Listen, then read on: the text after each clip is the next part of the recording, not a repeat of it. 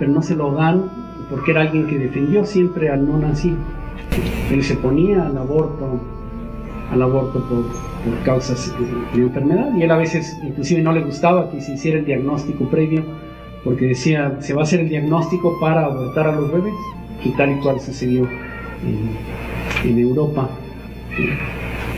Y a él cuenta, bueno, me cuenta uno de sus alumnos, cómo es que era un poco atrabancado, hay que decirlo, era muy franco para hablar, demasiado franco, pero era un hombre muy honesto. Entonces le pidieron que fuera a dar una conferencia a Estados Unidos, a uno de los institutos nacionales de salud en los Estados Unidos, allá a principios de los años 70.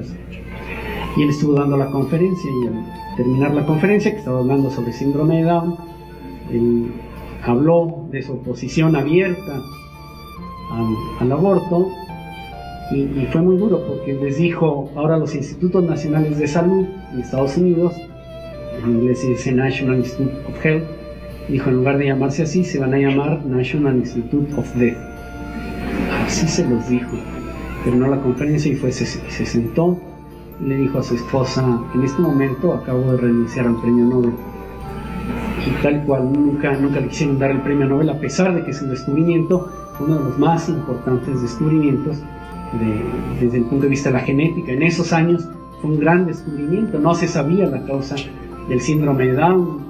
Le llamaban todavía mongolismo, porque pensaban que podía ser una especie de raza mongol. Por alguna razón había un retraso en la raza, entonces se volvían mongoles los niños, porque tienen cierto parecido con la raza mongólica.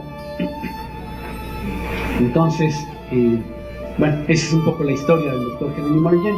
Pero ¿por qué quiero mencionar hoy este caso? Porque una de las causas que también se quieren aducir a favor del aborto es esta, que lo que le llaman, pésimamente llamado, aborto terapéutico, ¿no? Que no es aborto terapéutico, que es cuando hay una enfermedad grave del bebé, se elimina al bebé, se elimina al enfermo en lugar de eliminar a la enfermedad, y le llaman así aborto terapéutico. Tendría que llamarse en todo caso aborto eutanásico, a través de la provocación de la muerte. Pero ¿qué es lo que sucede con el síndrome de Down? Miren, aquí está esta nota de estas cosas que subió alguien al Facebook y que me permití replicar. Entonces, les voy a leer lo que dice la nota. Es una nota de un paciente con síndrome de Down. Dice así: femenino de 1 año de edad con retraso psicomotriz, así como síndrome de Down, acude a control de niño sano. Dice: pobre niña, su papá no lo quiere, no quiere aceptarla, pero la mamá sí lucha por la pequeña. Ahí va creciendo poco a poco, va desarrollando. Se le apoya con todo nutritivo que cuenta en esta unidad, como vitamina A, C y D, papilla, etc. En fin, Dios primero, esta bebita, ángel de Dios, salga adelante con todo y su mamá. Dios es más grande que todo, se le anima. Citen eso.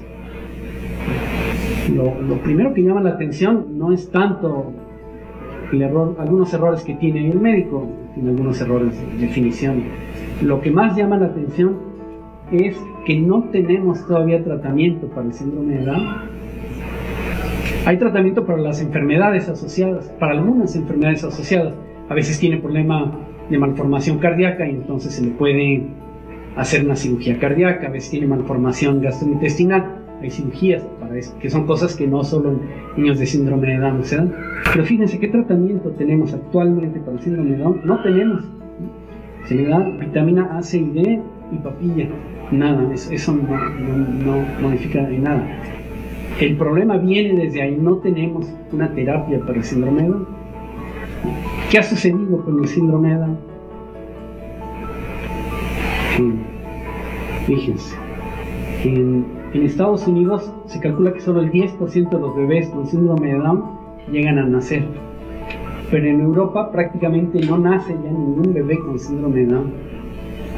Yo recuerdo haber oído a un médico allá a finales del siglo pasado que vino a hablar sobre diagnóstico prenatal y dijo: yo desde hace 10 años que no veo nacer ningún solo bebé en Italia con síndrome de Down. Es algo que desde entonces se está. Yo hago una comparación con lo que se llama el genocidio. ¿Cómo podemos definir genocidio? Dice, cualquiera de los siguientes actos cometidos con la intención de destruir en todo o en parte a grupos religiosos, raciales, étnicos o nacionales, por medio de asesinato de los miembros, causando daño mental o corporal, calculado para traer su destrucción física en todo o en parte, o imponiendo medidas que tiendan a prevenir nacimientos dentro del grupo. Lo que está sucediendo actualmente con el síndrome de Down tiene mucho de genocidio. Si ustedes analizan, esta es la definición de genocidio de las Naciones Unidas de 1948, la Convención para la Prevención del Crimen y el Genocidio, el artículo 2, así está literalmente redactado. Vean cómo es que tiene muchas características de genocidio. Bien, en la siguiente transparencia.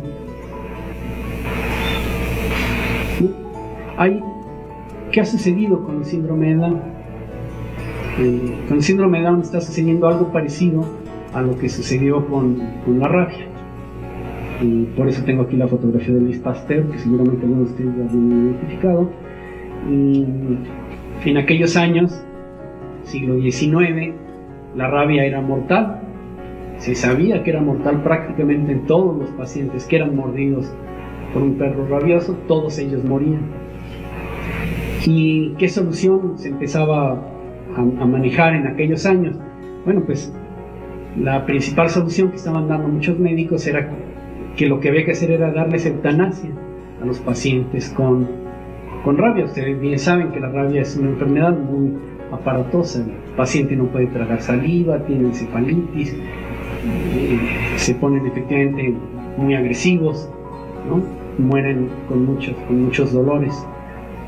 Entonces algunos decían la solución es aplicarle eutanasia. Un poco aquí pongo solo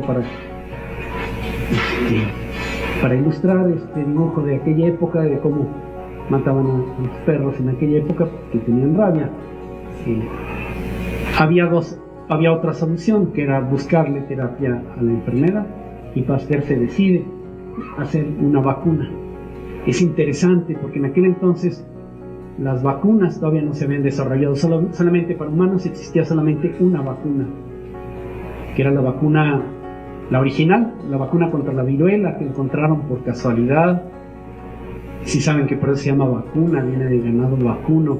Lo encontraron en las vacas, se dieron cuenta que las vacas tenían unas pústulas en la ubre, que si uno ponía un poco de ese, las vacas que eran ordeñadas por gente que tenía viruela, tenían estas pústulas, y si tomaban esas pústulas y las ponían en la piel, hacían una escaración en la piel y ahí ponían esa escaración de la vaca, entonces la gente le daba una enfermedad tenue y ya no le daba después rabia. Se dieron cuenta de eso. Bueno, se dieron cuenta de ese detalle y existía esa vacuna, pero no existía ninguna otra. La segunda vacuna se desarrolla a partir de la rabia. Me parece que con el síndrome de Down estamos viendo algo parecido. Tenemos dos opciones. Una es eliminar los enfermos y la otra es mejor buscarle tratamiento. Y no eliminar a los enfermos, sino eliminar a la enfermedad. Entonces,